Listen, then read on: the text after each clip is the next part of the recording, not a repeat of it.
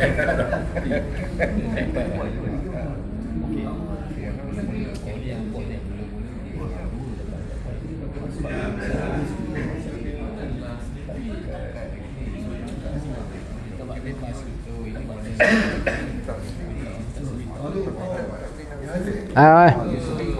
tepi Haji Syam. Tepi Haji Syam. Tu tepi Haji Syam tu. Depan.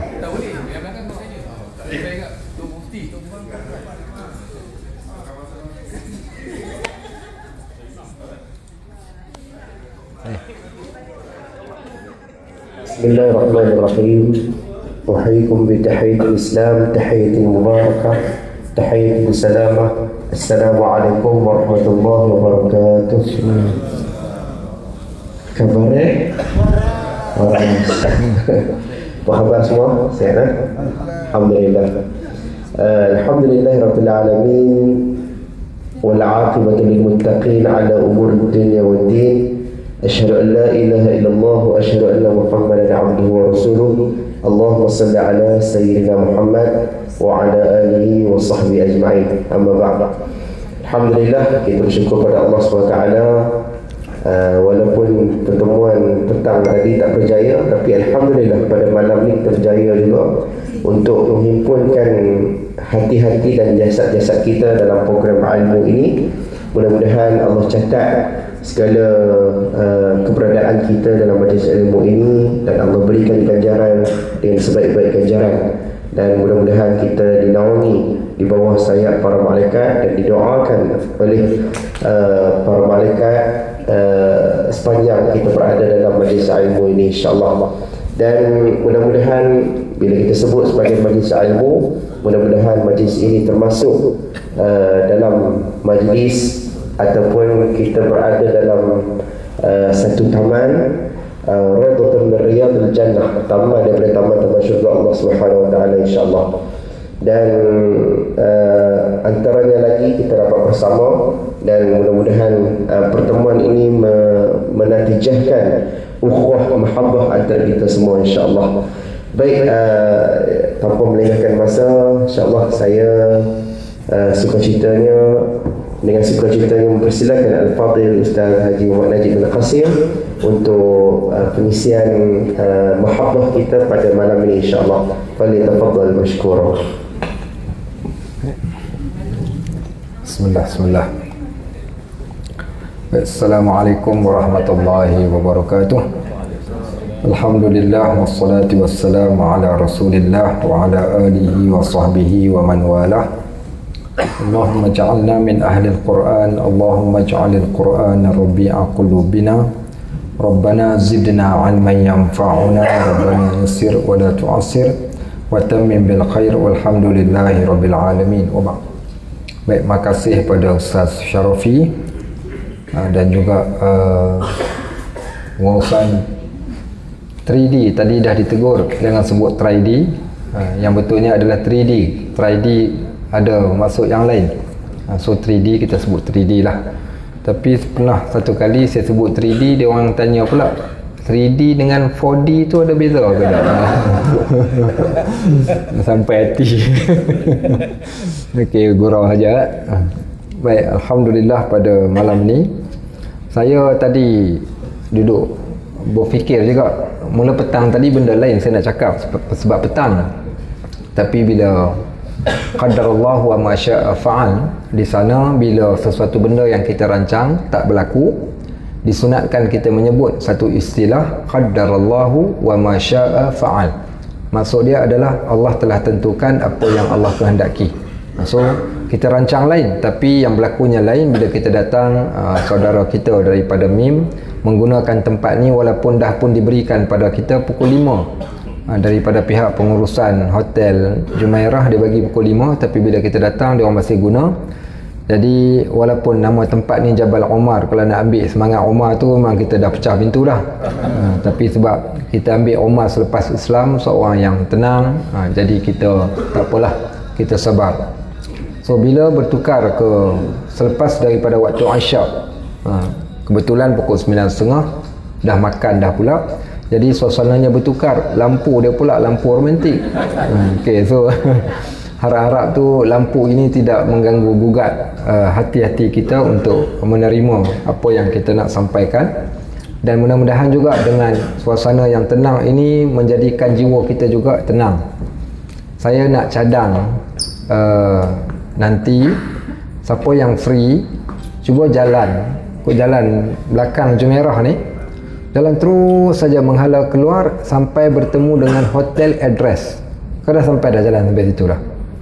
Okey, tadi kebetulan di antara maghrib isyak saya pun daripada duduk kat sini kena aircon sejuk, saya berjalan kat luar sampai dekat hotel address tu, kan hotel yang ada jambatan kat tengah tu. Okey, di bawah tu pergi cari sampai jalan ke hujung sampai dekat tempat dia tulis Masar. Kat tepi tu ada dia jual satu menu ni di antara menu sunnah. Di antara menu sunnah yang boleh kita nak try lah, dan ada hadis, saya pun cek dengan hadis tentang menu ni, iaitu satu makanan yang dipanggil talbinah. Satu makanan, nama makanannya talbinah. Ada orang Arab dia jual kat bawah tu talbinah. So dia kata talbinah ni adalah satu makanan yang Nabi SAW cakap dekat sahabat, siapa yang berada dalam keadaan hati yang sedih, duka cita, makanlah talbinah. So talbinah ni diperbuat daripada madu, kacang dengan beberapa manisan-manisan yang dicampur digaul, dan siapa yang makan benda tu dia akan menghilangkan kesedihan. Ini dari segi perubatan, wallahu alam, makan benda-benda yang manis. Mungkin doktor-doktor ramai kita kat sini mungkin boleh cek. Tapi ini hadisnya direkodkan dalam Sahih Bukhari dan juga dalam Sunan Abi Dawud, berkaitan tentang sunnah memakan sejenis makanan, nama dia talbinah. So pergi cari nanti, boleh berjalan pergi cari address hotel. Dekat bawah tu ada satu tempat, dia macam warung aiskrim. Dia tulisannya talbinah. Saya ambil yang paling mahal lah, 28 rial. 28 rial, macam dalam tu dia macam-macam benda. Satu mangkuk tu dia bagi. Dan sungguh alhamdulillah, wallahu alam lah, kita rasa bukanlah tak adalah nak kata kita ni jiwa kacau. Tapi puannya bila makan tu dia rasa tenang, relax, cool sampailah masuk waktu. Tapi ini sunnah. Boleh cek, boleh cari, cuba cari dalam ChatGPT talbinah, makanan sunnah talbinah. Okey, TALBINAH, talbinah. Nanti boleh try makanan tu. Saya pun ni first time pernah jumpa dalam hadis, tapi saya tak faham makanan apa talbinah. Sampailah hari ni saya jumpa makanan tu. Subhanallah, satu makanan yang baik. Kokot rasa jiwa kacau ke geram ke, berlari pergi dekat address hotel, pergi cari kat bawah. Tapi dia hanya dijual pada waktu malam sahaja. Baik. So sahabat-sahabat rahimani wa rahimakumullah, bila saya tengok kuliah kita bertukar selepas waktu Isyak, saya baca dalam buku Al-Yawmun Nabawi, sehari di dalam kehidupan Rasulullah. Nabi SAW dia tidak buat sebarang aktiviti selepas Isyak. Dia tak buat sebarang aktiviti, tidak ada sesuatu benda yang lain, urusan yang dia lakukan selepas waktu Isyak, melainkan satu benda saja, iaitu Al-Quran. Melainkan Al-Quran. Disebabkan tu malam ni kita nak ambil satu topik Al-Quran dan satu ayat petikan daripada Al-Quran. Kerana sifat Al-Quran ini dia menghidupkan jiwa. So Allah sebut, Allah kata, wa kadzalika auhayna ilaika ruhan min amrina ma kunta tadri mal kitabu walal iman. Maka yang demikian itu kami telah turunkan kepada engkau wahai Muhammad, iaitu wahyu Al-Quran, yang mana wahyu ini diumpamakan seumpama roh. Roh ni menghidupkan jiwa yang sebelumnya kamu tak kenal pun apa itu Al-Quran dan apa itu iman. Maka Al-Quran dia kenalkan kita dengan apa erti iman setelah dikenalkan kita dengan Al-Quran. Maka Al-Quran ni sifatnya seumpama roh, nak menghidupkan jiwa.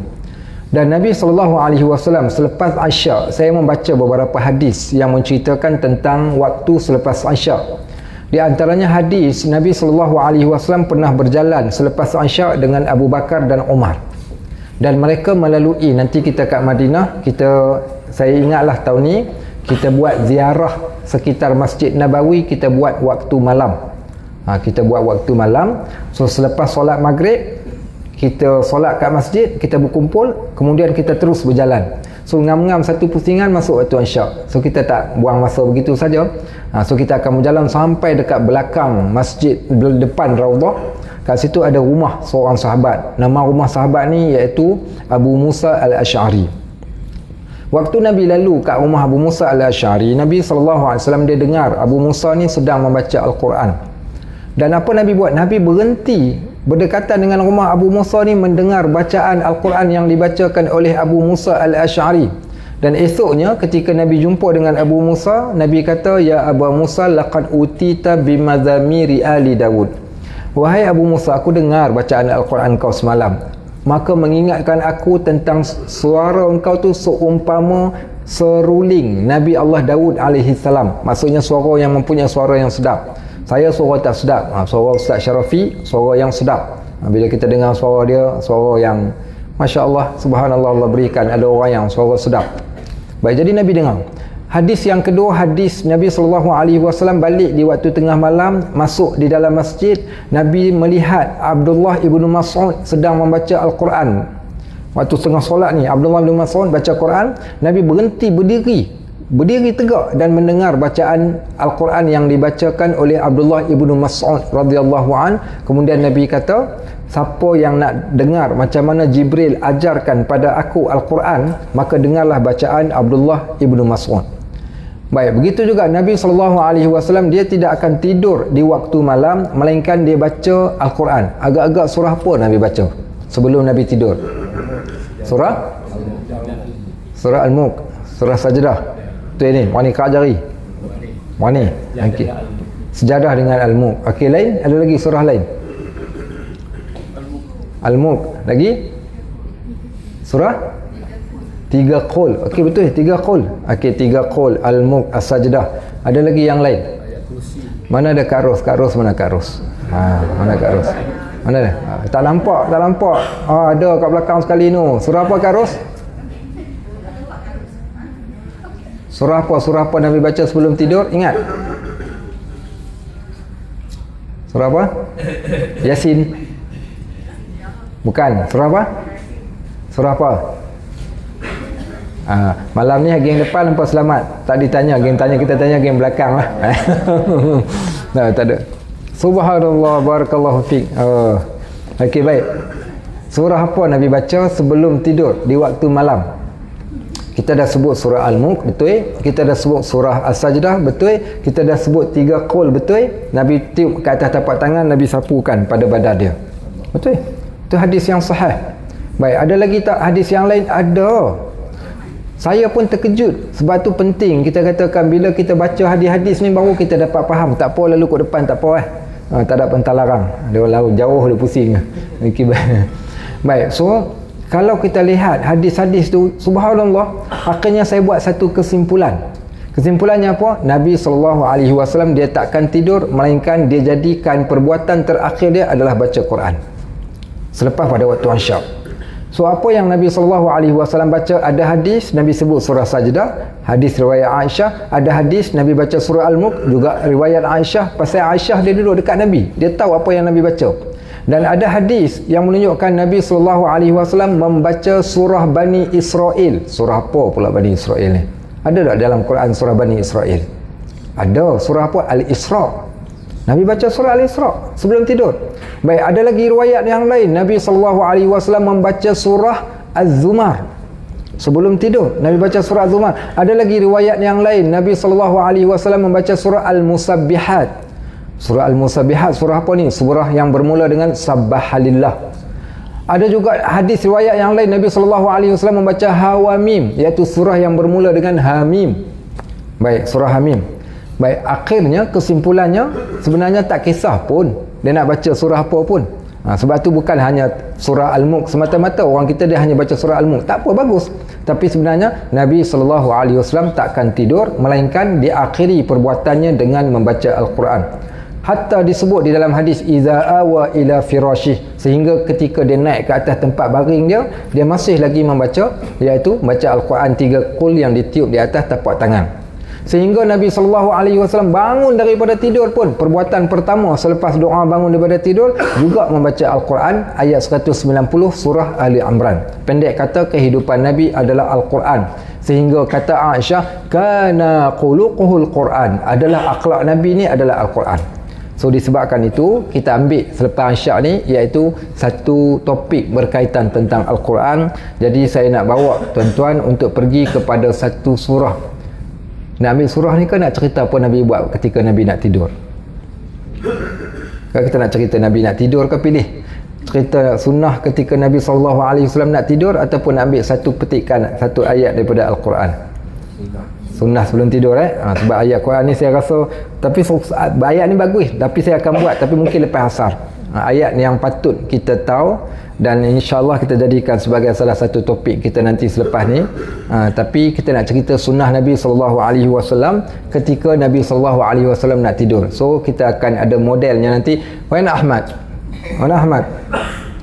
Okey, Ahmad. Ya Ahmad. Ahmad. Dah, kita dah tak apa, dia masuk lagi, kita panggil dia. Ahmad akan jadi model. So saya bacakan beberapa hadis. Di antara salah satu hadisnya, kata Nabi sallallahu, kata Aisyah, iaitu kerana Nabi SAW adalah Nabi ni, dia tidak akan tidur melainkan dia tidur dalam keadaan berwuduk. Okey, benda pertama, Nabi SAW dia tak akan tidur melainkan dia tidur dalam keadaan berwuduk. Ada satu soalan saya teringat. Soalan ni ditanya oleh seorang perempuan. Dia kata, Ustaz kata sunnah tidur ambil wuduk. Saya dah cuba tapi tak berjaya. Kenapa pula tak berjaya? Saya dah ambil wuduk, dah naik atas katil. Dia kata Pak Haji pegang. Pak Haji pegang dah batal pula wuduk, pergi pula ambil kali kedua, dia pegang lagi pula. Okey. Habis macam mana tu Ustaz? Macam mana nak buat? Ada solution? Macam mana? Apa nak buat? Biar bagi Pak Haji tidur dulu. Bagi Pak Haji tidur dulu. Okey, baik. Sebenarnya ambil wuduk di sini bukan nak solat. Sunat ambil wuduk, batal ke tak batal tu cerita yang lain. Bukan masalah ni, bukan macam cerita orang Melayu bila berkahwin tu ada upacara membatalkan air wuduk. Saya pun tak tahu daripada mana dia orang buat benda ni. Sebenarnya ni bukan upacara membatalkan ataupun menjaga wuduk. Sunnahnya ambil wuduk. Batal selepas tu tak apa. Tapi sunnahnya dia waktu dia naik berada di atas katil dia tu, dia dalam keadaan berwuduk. Itu simple, satu. Baik. Yang kedua, Nabi SAW ni agak-agak dia tidur atas lantai ke, tidur atas katil ke, tidur atas pelepah kurma ke, tu macam mana? Atas lantai. Okey, atas lantai teruk sangat kata. Sebab tu kadang kita menceritakan tentang Nabi ni, menggambarkan baginda seorang yang amat zuhud, sehingga bukan zuhud lagi dah, miskin yang teramat. Saya sedih pada dengar ada seorang ustaz dia cerita, tengok kita tidur tempat sedap Nabi kita hanya tidur di atas pelepah kurma. Saya kata biang betul, tak kalah. Bukan Tarzan kot tidur kat atas pelepah kurma. Dia seorang manusia. Bila kita baca hadis, Nabi ada tilam. Dia dengan Aisyah dia tidur kat atas katil. Tidur kat atas katil, kemudian ada tilam, dan tilamnya diperbuat daripada kulit. Dalam kulit tu adanya jerami, dan bantalnya satu bantal diperbuat daripada kulit. Dalam bantal tu ada jerami. Dia tidur dengan satu selimut, satu bantal, satu katil. Katil bersaiz bujang. Tidur bersama dengan Aisyah Ummul Mukminin radhiyallahu anha. Nabi SAW memiliki baju tidur. Dia akan menukarkan pakaian dia ketika dia nak tidur. Dia tak pakai pakaian yang sama. Ada hadis yang ceritakan. Nanti hadis ni saya nak baca ketika kita berada di Madinah nanti. Cerita peristiwa berlaku ketika waktu malam saat ketika Aisyah sedang tidur. Baik, hadis yang kedua menceritakan, okey, la tahrak ogot hina عشان في شيء يعني ابغى منك طيب. Okey. Model dah sampai. Sekali lagi kita nak gunakan model ni. Poin yang kedua, Nabi SAW, hadis Hafsah cerita tentang tempat tidur Nabi. Baik, kata Hafsah, dia kata malam itu giliran Nabi SAW tidur di rumah Hafsah. So Hafsah siapkan tempat tidur Nabi. Tempat tidur Nabi diperbuat daripada sejenis kain tebal, dan kain itu dilipat menjadi 2 lipatan. Kain tebal dilipat jadi 2 lipatan. So umpama kalau kita hari ni macam kain apa?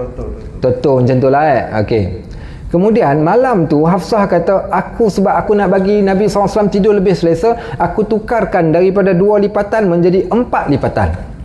So 4 lipatan. Dan Nabi SAW ni orang tak cerewet. Tengok ada bertempat tidur, dia tidur. Baik, kemudian apa berlaku? Setelah waktu pagi, Nabi SAW bertanya kepada aku, wahai Hafsah, apa yang engkau telah buat pada tempat tidur aku? Kata Hafsah, aku tak buat apa-apa ya Rasulullah, aku cuma tukarkan jadi 4 lipatan. Nabi kata, kembalikan ia kepada 2 lipatan, kerana 4 lipatan itu menyukarkan aku untuk bangun. Nampak tak? So malam ni hampa jangan tidur atas katil, bertidur atas lantai. Okey, lagi senang bangun. Sungguh. Okey, so Nabi SAW dia tidur, dia tak suka terlalu tebal, maka dia ambil sekadar, dan dia tidaklah sampai tidur kat atas lantai. Maksudnya apa? Sederhana pada tempat tidur. Sederhana pada tempat tidur. Baik, next, yang ketiga ke yang keempat. Nabi SAW ketika idza awa ila firasyih, bila dia dah naik ke atas tempat tidur dia, permulaannya sebelum dia berbaring, maka dia akan meletakkan kedua belah tapak tangan. Okey, tangan hina. Okey, baik. So model dia. Okey. Model dia duduk kat atas, duduk. Ogo tu hina. Ogo tak lah munum lesa. Okey, dia tanya tidur ke duduk? Saya kata duduk dulu. Kaki ke sana. Rijlak hinak. Okey, rijlak hinak. Okey. So duduk dalam keadaan yang macam ni, meluruskan kaki, kemudian mengangkat kedua belah tapak tangan, irfa' idak keda la mungkin hek yani badan tergerak tiga qul. Tak ada 3 qul, 3 qul. Qul huwallahu ahad, qul a'udzu birabbil falaq, qul a'udzu birabbin nas. Kemudian ditiupkan di atas tapak tangan, tiup. Okey, baik. Kemudian sapu daripada atas kepala sampai ke hujung kaki. Hek sawi keda yamsah. Aiwah. Macam tu. Selepas dia baca 3 qul, ditiup atas tapak tangan, disapukan. Baik, kemudian Nabi SAW pun dia pun tidur. Okey, tidur. Naum. Okey, baik. Macam mana nak bagi dia tidur ni? Nampak? Okey, sekarang katakan kiblat. Katakan kiblat ni sebelah saya ni, kanan saya. Sekarang ni tidur ala syiqqika al-ayman. Syiqqihil ayman. Okey, Nabi SAW tidur di atas lambung kanan ataupun rusuk sebelah kanan. Okey? Okey, come on Syui. Okey. Okey, kaki dilunjurkan. Maksudnya tidur, kiblat sekarang ni berada di sebelah mana? Di sebelah muka, malah sebelah kanan saya. So dia tidur dalam keadaan yang sebegini rupa. Baik, kenapa tidur yang macam ni? Siapa tahu? Tidur macam ni rasa-rasa macam tidur apa? Nampak? Apa boleh bangun siapa tak nampak? Ya, jenazah di dalam liang lahat. Okey, jenazah di dalam liang lahat berada dalam keadaan mengiring macam ni. Tidur dalam keadaan mengiring. Tak nampak? Nampak tak? Dia nampak? Tak nampak boleh bangun tengok tak apa. Okey? Okey, kemudian mengiring satu. Yang kedua, tapak tangan Nabi SAW, tapak tangan sebelah kaful aiman. Tapak tangan sebelah kanan ni diletakkan di bawah pipi. Dia bukan tidur di atas lengan, salah. Ada orang dia tidur kat atas lengan tapi tapak tangan berada di bawah pipi. Tak kisahlah sama ada berbantal atau tak ada bantal, tapi tapak tangan di bawah pipi. Ni tidur yang kita katakan tidur sopan sungguh. Cara tidur. Keda yang ni. Aiwah, mazbut. Okey, macam ni cara tidur dia. Nampak? Tapak tangan berada di bawah pipi. Baik. Dan ada bacaan dia. Kedudukannya macam ni dan ada bacaan dia. Apa bacaan dia? Nabi SAW membaca doa tidur. Apa dia doa tidur? Bismillahirrahmanirrahim. Okey, pasal itu saya suruh baca. Pasal saya tahu mesti baca macam tu.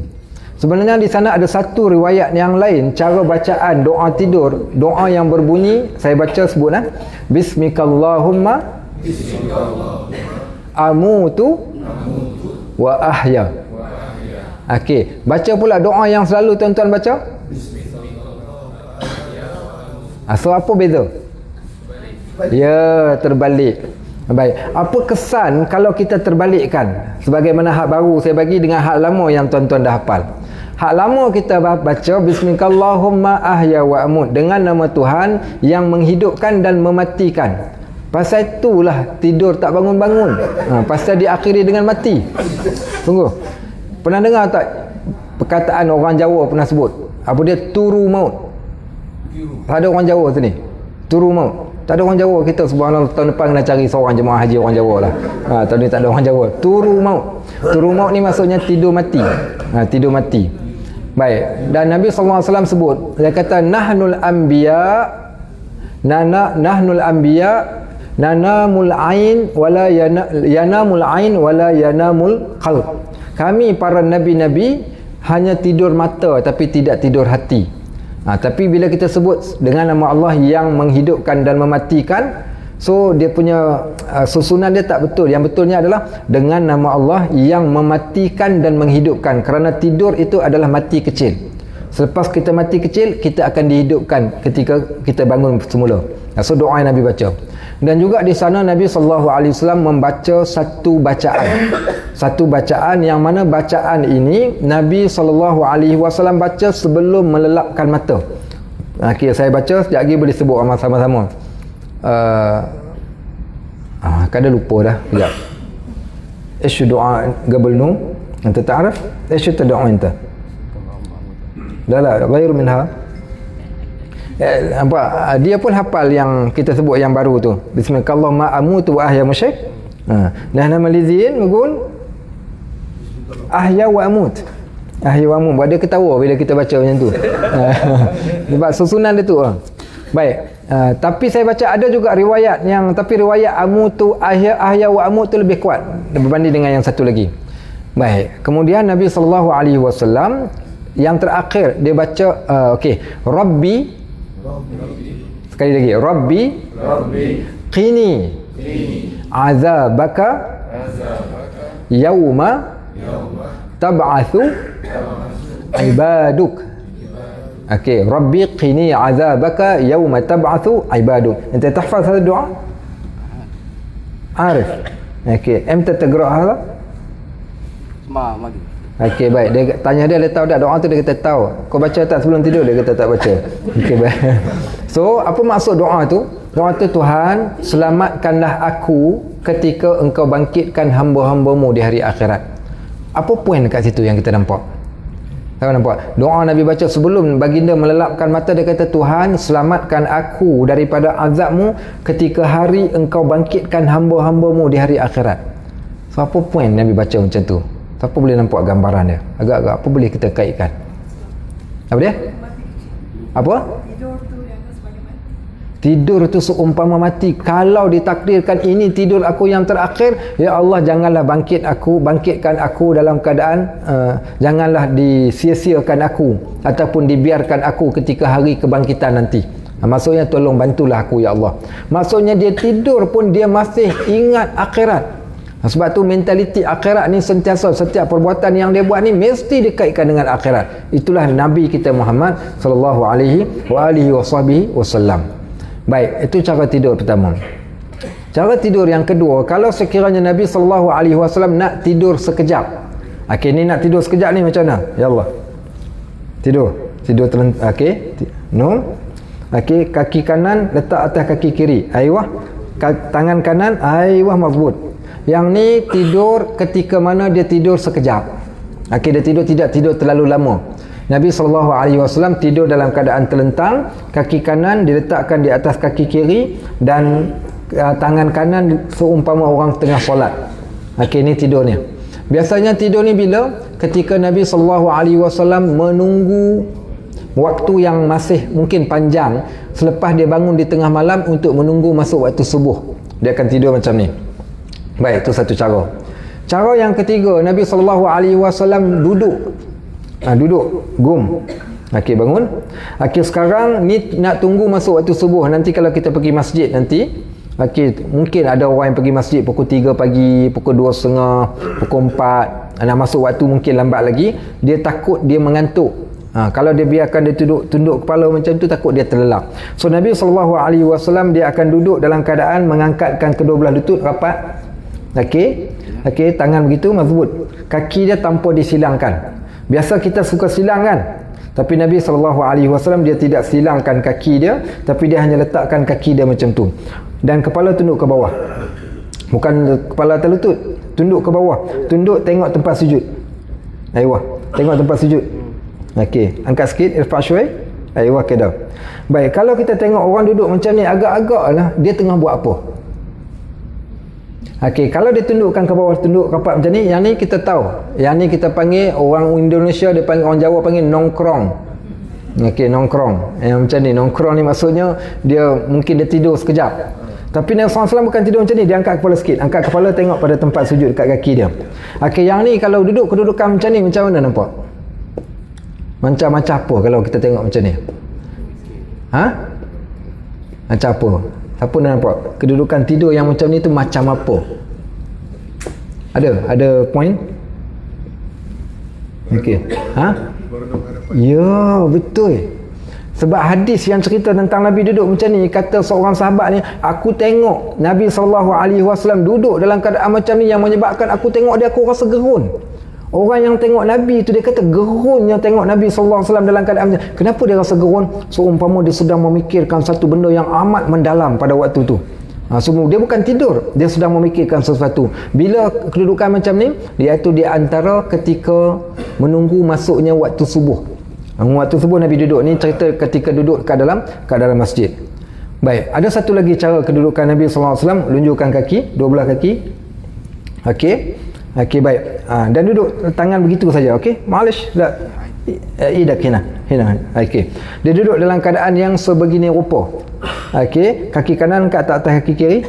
Okey, baik. Yang ni duduk ketika juga menunggu masuknya waktu solat. Duduk yang macam ni, belakang kita ni tak kuat. Dan kita akan kontrol badan kita supaya tak tertungging ke belakang, ataupun untuk nak kontrol badan, maka menjadikan orang yang mengantuk dia tak akan tertidur sebab dia akan terbalik ke belakang. Dan Nabi SAW ada larangan di sana menongkat ke menompang kedua belah tangan di belakang. Nabi larang kita letak kedua belah tangan di belakang.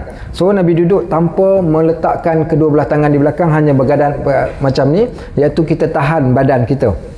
So siapa yang duduk macam ni, dia tak perlu senaman rimau ke whatever senaman, cukup duduk macam ni. Sungguh duduk macam ni kita akan kontrol tubuh badan kita. So ni cerita ketika Nabi SAW duduk. Baik, tadi Nabi tidur. Sekarang Nabi SAW bangun daripada tidur. Bila dia bangun daripada tidur, kaki yang kanan angkat balik, tak macam tu. Okey, dia bangun, dia duduk dalam keadaan macam ni, menghadap ke arah kiblat. Dan dia mulakan setelah bangun daripada celik-celik, buka mata saja dia akan berzikir dengan sebarang zikir. Sama ada Allahumma ghfirli, ataupun Rabbi ghfirli wa tub alayya, ataupun dengan doa bangun tidur, doa ba'dal num, doa ba'dal num, here. Allah hantar muskilah. Okey, baik. Saya tanya dia doa selepas tidur apa, dia duk fikir lama. Okey. Alhamdulillahillazi at'amana wa saqana, bukan? Okey. Alhamdulillazi ahyana ba'dama amatana wa ilaihin nusyur. Okey, baik. Doa tu Nabi baca. Kemudian tak habis lagi. Nabi SAW dia akan menggosokkan dengan kedua belah tangannya ke muka dia. Sawi. Hamsah. Ayat. Apa fungsi benda ni? Fungsi dia, Nabi SAW akan nak menghilangkan kesan mengantuk. Kesan mengantuk yang ada pada muka dia dengan cara digosokkan kedua belah tapak tangan pada wajah dia. Ketika dia gosok itulah baginda membacakan ayat 190 daripada surah Ali Imran. Ayat 190 surah Ali Imran. Ma ta'rif. Ta'rif anta? Tanya hang tahu tak? tahu. Apa dia hang tahu? Okey, baik. Inna fi khalqis samawati wal ard wa ikhtilafil laili wan nahar la ayatin liulil albab allazina yadhkuruna Allaha qiyaman wa qu'udan wa 'ala junubihim wa yatafakkaruna fi khalqis samawati wal ard rabbana ma khalaqta hadha batilan subhanaka faqina 'adzabannar. Itu doa yang Nabi SAW baca ketika bangun daripada tidur. Poinnya adalah nak tidur Quran, bangun tidur juga adalah Al-Quran. Kemudian apa Nabi SAW buat? Baginda terus pergi ke mana? Dia akan pergi. Tadi saya terlupa nak tidur, Nabi bersugi, kemudian dia akan berikan pada Aisyah pergi basuh kayu sugi tadi.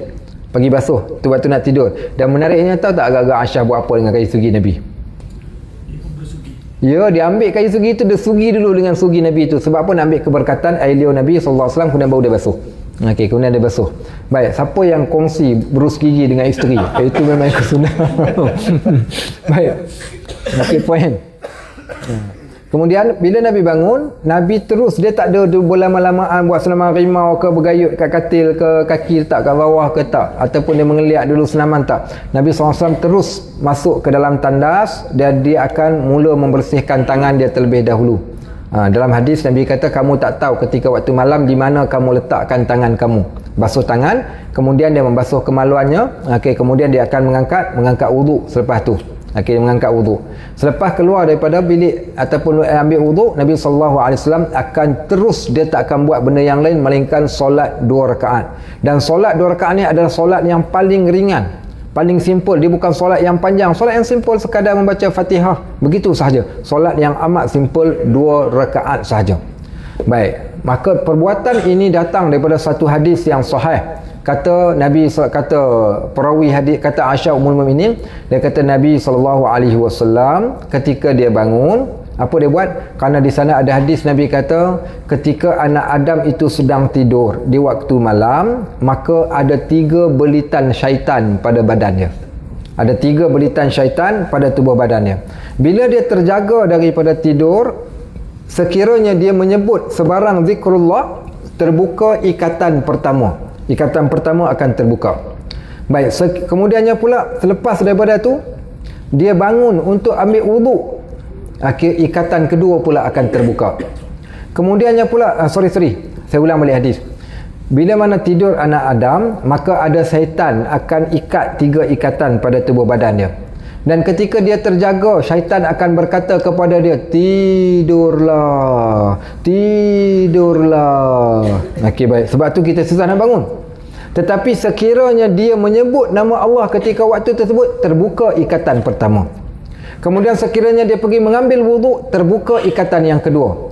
Kemudian setelah dia selesai mengambil wuduk, dia keluar daripada tempat dia ambil wuduk tadi dan dia terus menunaikan solat 2 rakaat, solat raka'ataini khafifatain, maka terbuka ikatan yang ketiga. Dan menariknya dalam hadis ni Nabi kata apa? Maka Allah jadikan dia seorang lelaki, kalau dia lelaki, atau perempuan, sekiranya dia perempuan, seorang lelaki yang akan cergas sepanjang hari. Sebab tu kalau siapa tanya soalan macam mana nak jadi cergas macam badang, let's say contohnya, ataupun nak jadi kuat sepanjang hari, dia adalah sunnah yang kita sebutkan tadi. Dan di hujung hadis Nabi kata, wa illa, tapi kalau dia tak buat macam tu, jadilah dia seorang lelaki atau perempuan yang kaslanun. Ish makna kaslan? Asyuk? Malas. Jadi malas, kata Ahmad. So dia akan jadi seorang yang malas. Sebab tu itulah untung bila kita mempraktikkan sunnah Nabi SAW. So esok kita akan tanya, nak tengok siapa yang praktikkan sunnah ni. Ni sunnah yang boleh kita praktikkan. Inilah masa dia untuk kita belajar beberapa perkara sunnah di dalam kehidupan kita. InsyaAllah mudah-mudahan bermanfaat. Ada soalan nak tanya sebelum kita stop? Ada soalan? Tak ada? Barakallahu fikum. Jazakumullah khairan katsira. Subhanakallahumma wa bihamdik, asyhadu an la ilaha illa ant, astaghfiruka wa atubu ilaik. Makasih pada Ahmad yang jadi model pada kita malam ni. Wassalamualaikum warahmatullahi